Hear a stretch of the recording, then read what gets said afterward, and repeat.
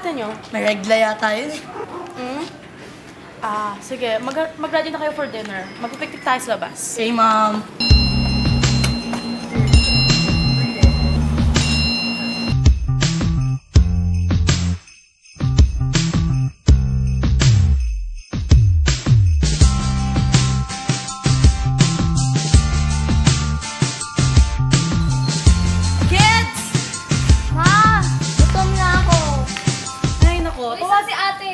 Ay, baka nagpapalit ng aking...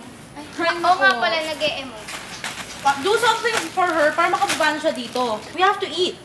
Go, call her. Ate, kain na daw sabi ni Mami. Hello? Kuya, sa dami kasi ng isda, nakabibit ka ng ipon. Tama na!